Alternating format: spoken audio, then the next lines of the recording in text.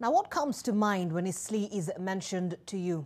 Is it the traffic, the insecurity, or some of the best shopping deals in town? Well, in this special report, our very own Bernard Mwinzi examines the transformation of this shopping district with a curious English name into one of the most vibrant zones in the city, and how years of planning and billions in investments are rewriting its narrative. Take a look.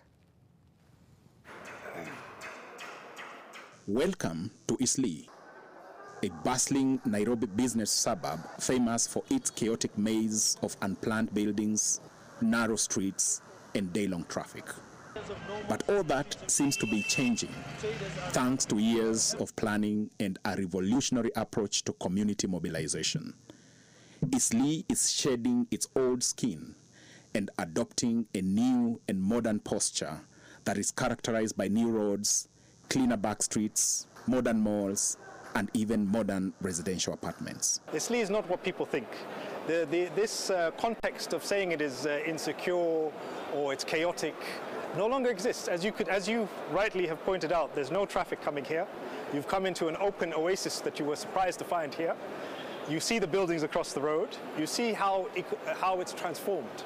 Dalma is right about the chaos of the past, but he is brimming with optimism about what this new face of Eastleigh means for the vibrant community that calls this place home, as well as the hundreds of thousands of shoppers who troop here every week in search of good deals.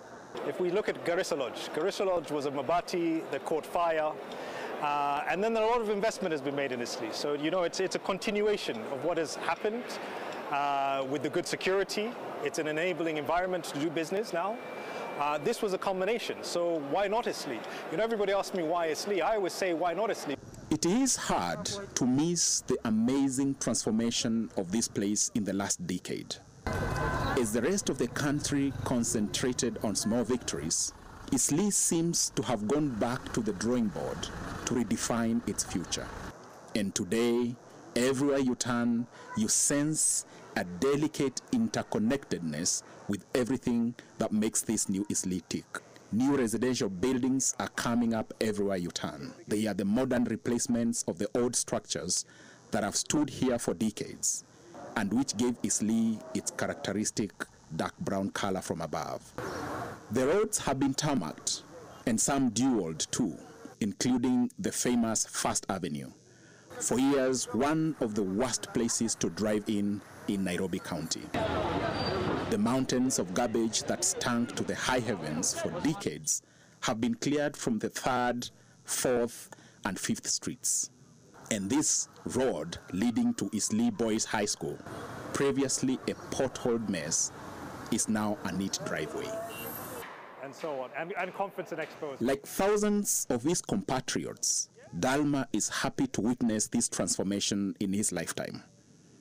Before he came to help shepherd the new Eastleigh, he was working for the Chinese technology giant Huawei. Now he represents the new face of Eastleigh, one that is heavily populated with well-educated and articulate young men and women who boast intellectual heft and are well-traveled. This new crowd is shaping the narrative about this hub and is working hard to change the perception that this is a distinctly Somali enclave by giving it a soft brush of multiculturalism and a bit of social permissiveness. Particularly in the last 10 or so years has been a complete transformation. It's one of the most securest neighborhoods in the country. There's safety. This is a 24-hour hub nowadays. It's safe and secure. You can come along. People are walking along these streets at all hours of the night. Whichever way you look at it, this is a zone on the move.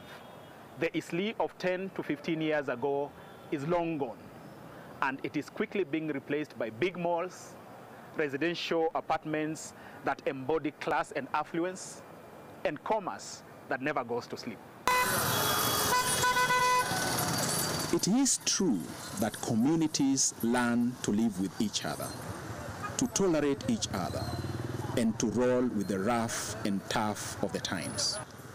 In popular culture, they are depicted in movies and literature as these roboticized bands whose lives revolve around habit rather than rhythm, and whose common existence without that habit becomes a miserable collection of empty nothings. But the scenes here do not appear to fit that description. Everyone seems to effortlessly belong. This is a community in poetic motion. Omar Yusu Abdi, the organizing secretary of the Eastleigh Business District Association, has spent most of his life here.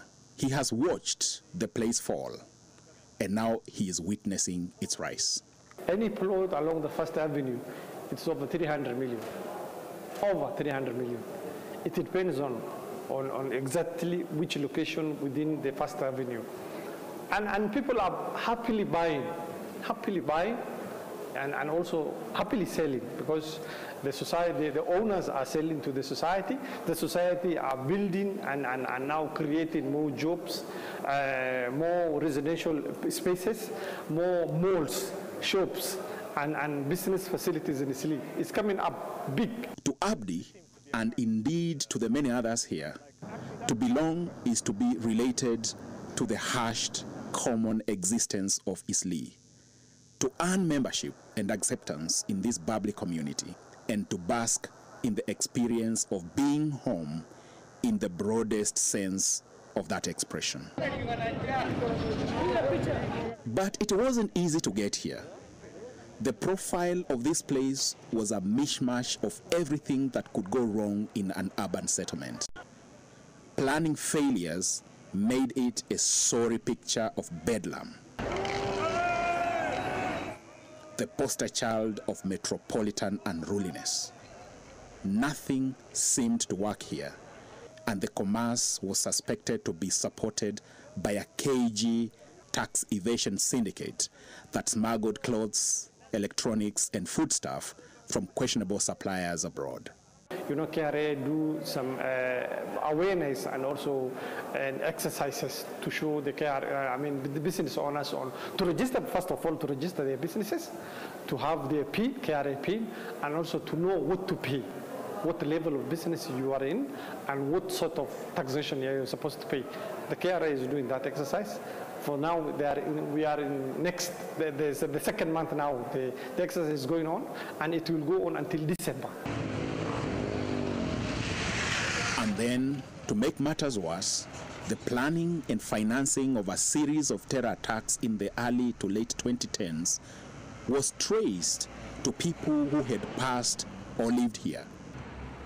And Eastleigh faced condemnation and ridicule from the rest of Kenya. It became an unwanted child whose reputation appeared irredeemably scarred.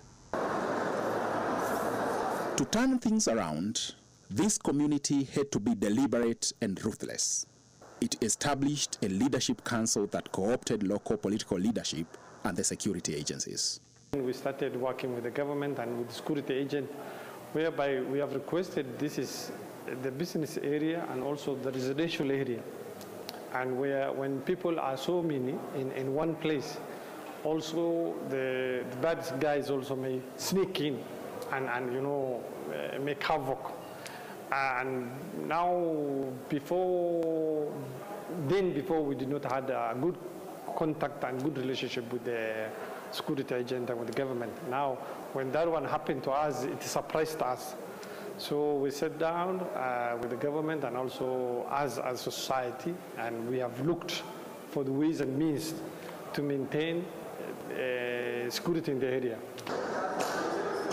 Eastleigh is now positioning itself as a modern business hub. Its biggest mall, the new Business Bay Square, is scheduled to be officially opened in the coming months, but business is already thriving here. It boasts parking for 2,000 cars and one of the largest shopping acreage in the country and indeed the region. As we sit and talk, as we drive around this neighborhood in the evening, it is clear that decades of disorganization are slowly giving way to a new dream. This vibrant community might not have a single visible thread tying it together, but its aspirations and concepts of socialization and collective existence have brought it here, and it is not looking back. Bernard Mwinzi, NTV.